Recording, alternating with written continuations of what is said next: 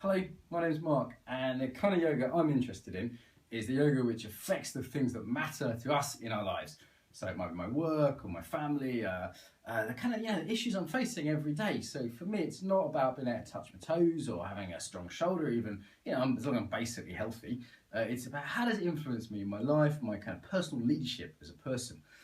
So I've been working for the last 20 years on this basic issue of how to take embodied learning into life. I've been doing that in business, in war zones, in non-profits, all sorts, and over the last year working intensely specifically around yoga.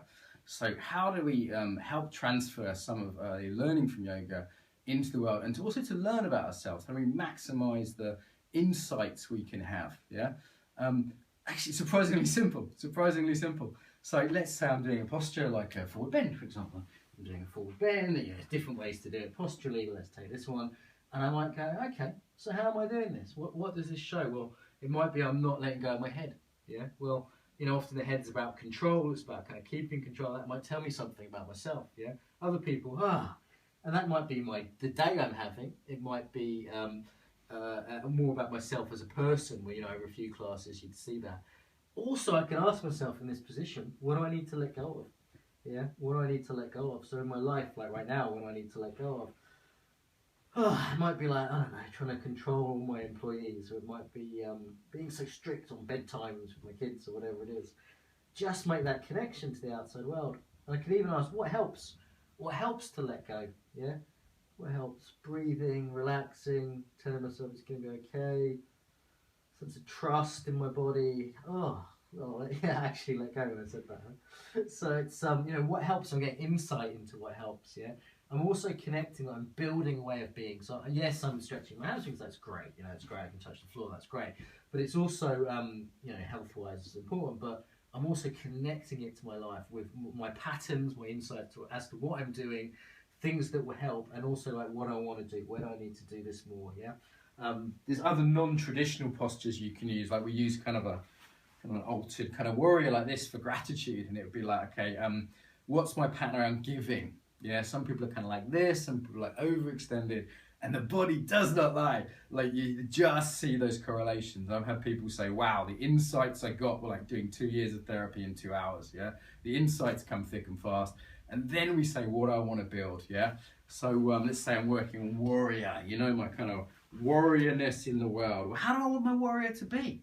I can work on a style like, trying to correct it according to the Anger way or the Astanga way or whatever. Or I can say, well, how do I want warrior to be in my life?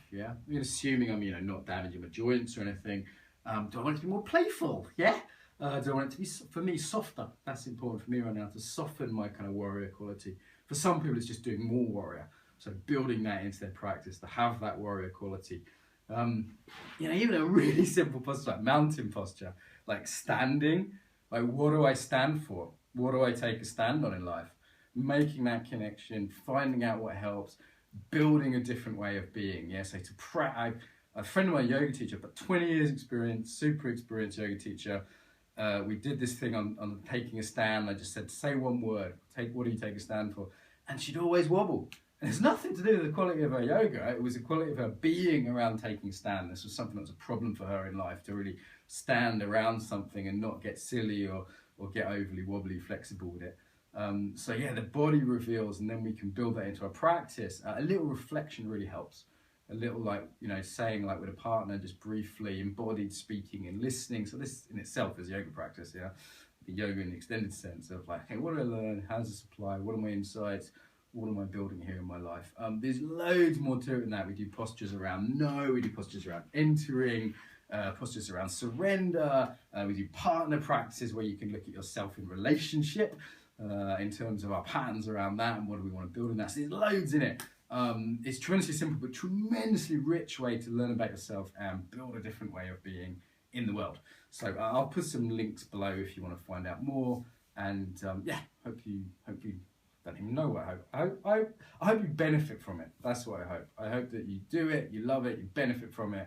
And if you love other stuff, that's good too. Cheers.